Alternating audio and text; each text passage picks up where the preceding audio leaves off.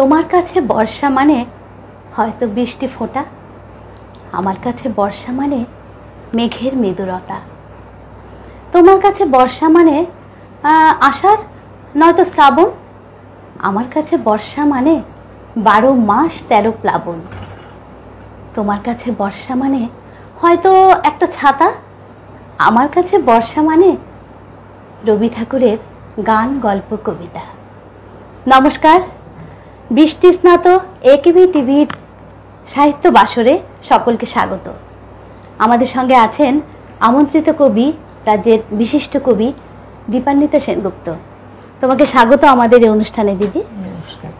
কেমন লাগছে এই অনুষ্ঠানে এসে, এই স্টুডিওতে এসে? ভীষণ ভালো লাগছে, খুব ভালো লাগছে। খুব জানতে ইচ্ছে করছে যে কবি দীপান্বিতা সেনগুপ্তকে বর্ষা কতটা ভিজিয়ে দিয়ে যায়। বর্ষা দু অর্থে ভেজায় আমাদেরকে, একটা মননে, আরেকটা যেটা আমরা বাহ্যিক দিকে ভিজি। হ্যাঁ, দুটোতেই ভিজি, এখনো ভিজি, জানি না আর কতদিন এভাবে ভিজবো। আমাদের স্টুডিওর বাইরে এখনো বৃষ্টি পড়ছে। হ্যাঁ, বৃষ্টি পড়ছে, বৃষ্টি চলছে, বেশ কদিন ধরে বৃষ্টি চলছে। আসার সময় হয়তো বা 2-1 ফোঁটা তোমার গায়ে পড়েছে। হ্যাঁ, পড়েছে, ভিজেছি। কেমন লাগলো, কেমন মানে লাগছে, কেমন লাগে এই বর্ষাটা তোমার? ছোটবেলা তো বৃষ্টিটা নিয়ে আমরা খুব সবাই, আমি তুমি সবাই আমরা খুব উপভোগ করতাম, ভিজতাম। এখন হয়তো ওইটা পারি না, মনে ইচ্ছে থাকলেও হয়তো প্রকাশ্যে ওইভাবে ভিজতে পারি না।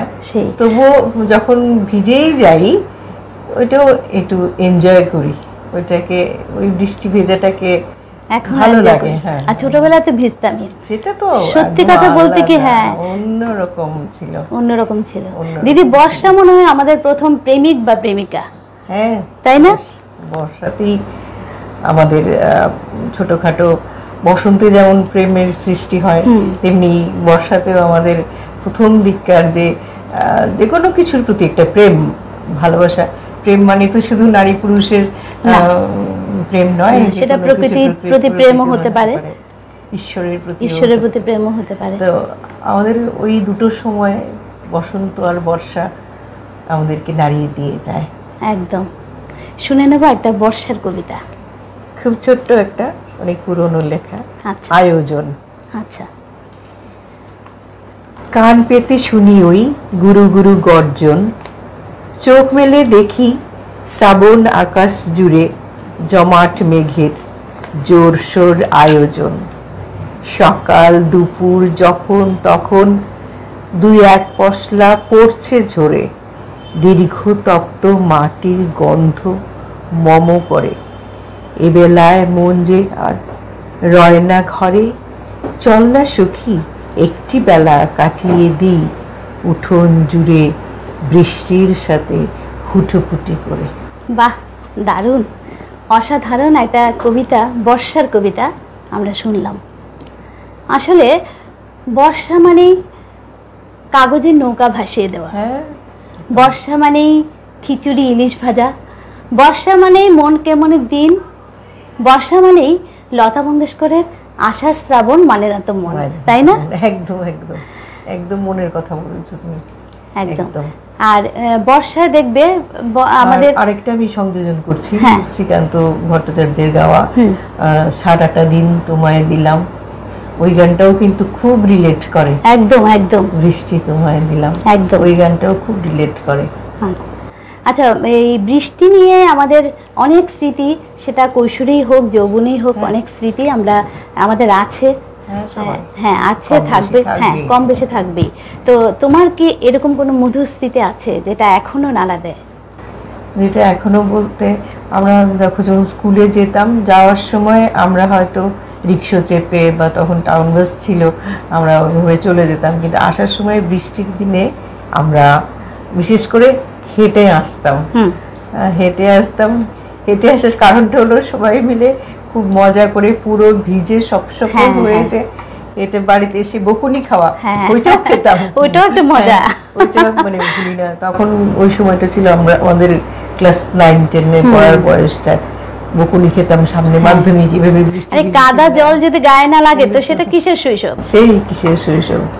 তুমি এখনকার বাচ্চাদের সেটা তুমি ওরা বঞ্চিত। হ্যাঁ, এখনকার বাচ্চারা ভীষণ মানে হাইজিনটা মেনটেন করে, সেটা আমরাও শেখাই, আমরাও হ্যাঁ হ্যাঁ হ্যাঁ আমরাই ওদেরকে শিখিয়েছি, কাজে তারা ওই আনন্দটা ঠিক পেতে পারে না, সেটাই ওরা বিরক্ত হয় বৃষ্টি এলে, বিরক্ত হয় একদম। বৃষ্টি শুনে নেবো আরেকটি কবিতা। আচ্ছা, বৃষ্টি একটু দেখো কয়েকটাই আছে, আমি একটু পাতাটা উল্টাই, উল্টাতে লাগবে। বৃষ্টি। গাঢ় মেঘের ছায়ায় পাতারা আজ আরো বেশি সবুজ, মেঘের কোলে জল টলটল, কেবল ঝরে পড়ার প্রতীক্ষায়। এই এলো বুঝি কোমল কালো, ভরিয়ে দেবে ভাসিয়ে দেবে যত জমি জলাশয়। কৃষকের মুখে ফুটবে হাসি, জেলেরা হবে খুশি, পাবে পারানির করি যত মাঝি। নদী নালা হবে স্ফীত, মাছেরা পাবে সোয়াস্তি, একটা মাস নিশ্চিন্তে কাটাবে চাষে। বাহ, অপূর্ব। সত্যি কৃষক বা চাষিরাও তখন ভীষণ আনন্দে থাকে। অনেক অনেক কিছুই আমাদের, বিশেষ করে আমাদের যে ভারতবর্ষের গ্রামীণ অর্থনীতি, আর ভারতবর্ষটাই তো কৃষি নির্ভর দেশ, গ্রামীণ অর্থনীতিটা অনেকটাই নির্ভর করে। কারণ সব জায়গায় জমানো জল, সব জায়গায় ড্যাম, ওগুলো আমাদের ভারতবর্ষে এখনো তৈরি হয়নি বা নেই। ওই সমস্ত ক্ষেত্রে চাষিরা এখনো বৃষ্টি নির্ভর জলের উপর, বর্ষার দিকে হা করে বসে থাকে একদম পুরো সারাটা বছর। সেই আচ্ছা দিদি, বর্ষা আর প্রেম অঙ্গাঙ্গি ভাবে জড়িত। বর্ষায় রচিত হয়েছে প্রেমের হাজারো গল্প, কবিতা, গান, বহু কিছু। হ্যাঁ, বর্ষায় বলে অনেক পুরানো প্রেম নাকি বর্ষায় হাওয়া দেয়। তারপর বুদ্ধদেব বসু বলেছিলেন যে বাঙালির শ্রেষ্ঠ কবিতা বর্ষার কাব্য। বর্ষায় রচিত হয়েছে যে বাঙালির শ্রেষ্ঠ কবিতাগুলি। তো তোমার একটা প্রেমের কবিতা শুনবো। সাদা কালো রাত্রিরে ধূসর ঘুমে জেগে থাকে বিরল প্রজাতি ভালোবাসারা, বলা না বলা অনেক কথার হয় নিঃশব্দ যাপন, স্মৃতি শব্দমালায় হয় দ্বিধাহীন পদচারণ। প্রহর গোনা রাতে আধো ঘুমে তামাটে স্বপ্নরা মায়াজাল বনে, বিবর্ণ রাত্রির শেষে বিরল প্রজাতি ভালোবাসারা ফেলে নোঙর, জন্ম দেয় আরো একটি বন্ধা দিনের। বাহ, অপূর্ব। আরেকটা আছে ছোট। হ্যাঁ বলো। একটু স্পেস চাই, একটা চেস চাই, সময় নিয়ে এসো খেলবো বসে, তুমি আমি আমি তুমি, শীতল পাটি বিছিয়ে ঘাসে, গঙ্গা ফড়িং যেথায় নাচে। সময় চাই, চাই প্রেম, বন্ধু হয়ে এসো, মিত্র হয়ে এসো, প্রেম নিয়ে এসো, স্পেস নিয়ে এসো, নাচাবো গঙ্গা ফড়িং। বাহ, অপূর্ব, সত্যি এত সুন্দর কবিতা। আচ্ছা দিদি, হ্যাঁ ভীষণ সুন্দর। বর্ষা আর রবীন্দ্রনাথ যেন অঙ্গাঙ্গি ভাবে জড়িত। কবিগুরু সব ঋতুকেই ভালোবাসতেন, কিন্তু বর্ষা ঋতুর প্রতি অধিক ভালোবাসা ছিলই, একটা মায়া ছিল। আর বর্ষার আগমন, বর্ষার সৌন্দর্য, বর্ষার আক্রমণ, এমনকি বর্ষার প্রস্থান, মানে বর্ষার সব পর্যায়ে কবিগুরু ছুঁয়ে গেছেন আর প্রচুর গল্প কবিতা লিখেছেন। বর্ষার ভয়ালতাও তিনি দেখিয়েছেন। হ্যাঁ, বর্ষার যে ইদানিং দেখছো তো ভারতবর্ষে বর্ষাটা যখন আসে লেটে আসে, কিন্তু ভীষণ ভয়াল হয়ে আসে। সেটাও কিন্তু কবিগুরু তত বছর আগেই এঁকে গেছিলেন মানস পটে। কবিগুরু বলেছিলেন যে বর্ষা ঋতুটা কবির ঋতু, একান্তভাবেই কবির ঋতু। সেজন্যই হয়তো আমরা দেখতে পাই যে গীতবিতানে কবিগুরুর প্রকৃতি পর্যায়ের গান 283টি, কিন্তু তার মধ্যে শুধুমাত্র বর্ষার গানই 120টি। মানে কিরকম বর্ষা প্রীতি থাকলে এক কথায় কবিগুরুর কবিতা আর বর্ষার ধারা যেমন মানে এক প্রবাহে প্রবাহিত হয়েছে। হ্যাঁ, এক ধারাতেই প্রভাবিত হয়েছে।